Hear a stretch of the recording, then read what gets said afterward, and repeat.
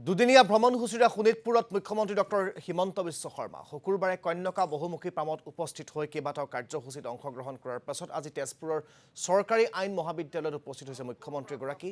আমি পুনে পুনে মুখ্যমন্ত্ৰীগৰাকীৰ ভাষণৰ মাজলৈ আপোনালোকক লৈ কম খেদি চেষ্টা কৰি মোদী ডাঙৰীয়াৰ পৰা আমি নতুনকৈ 10 লাখ ৰেচন কাৰ্ড আনিলো, 42 লাখ মানুহক আমি ৰেচন কাৰ্ড দিলো।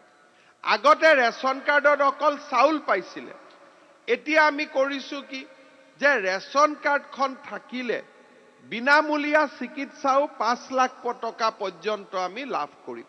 আয়ুষ্মান ভাৰত, আয়ুষ্মান অসমৰ কাৰ্ড পাম। যদি কাৰ্ডখন পাওঁতে দেৰিও হয়, ৰেচন কাৰ্ডখন হস্পিটালত দেখালে আমাক 5 লাখ টকা পৰ্যন্ত বিনামূলীয়া চিকিৎসা পাবৰ কাৰণে আমি উপযুক্ত হ'ম। ৰেচন কাৰ্ডখন দেখুৱালে আমি উজ্জ্বলা গেছ পাম।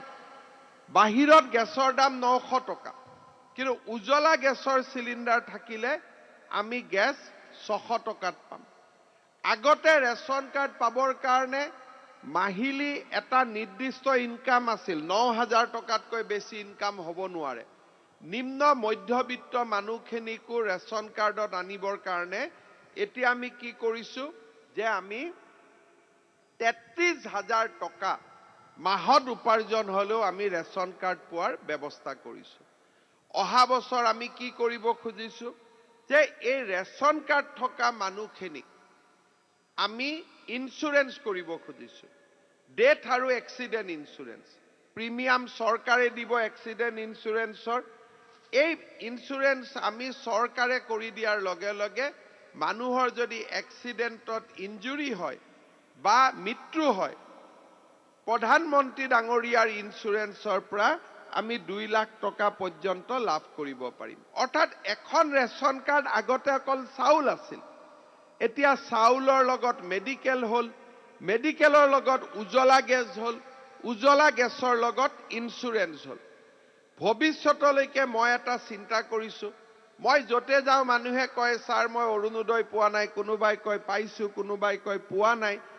এইবাৰ আমি লাহে লাহে নিয়ম কৰিব খুজিছো যে যাৰ ঘৰতে ৰেচন কাৰ্ড আছে সেই ঘৰতে এটা অৰুণোদয় পাব। তেতিয়া আৰু বেছি হুলস্থুলো নালাগে। সেই দিশত আমি অহা বছৰৰ পৰা কাম কৰিব খুজিছো। তেতিয়া ধনী দুখীয়াৰো কথা নাই। 52 লাখ মানুহ অসমত ৰেচন কাৰ্ড আছে, 52 লাখে অৰুণোদয় পাব। হিন্দু মুছলমান ধনী দুখীয়া একো নাই, চবেই পাই গ'ল, ঝামেলা খতম, হয় নহয়?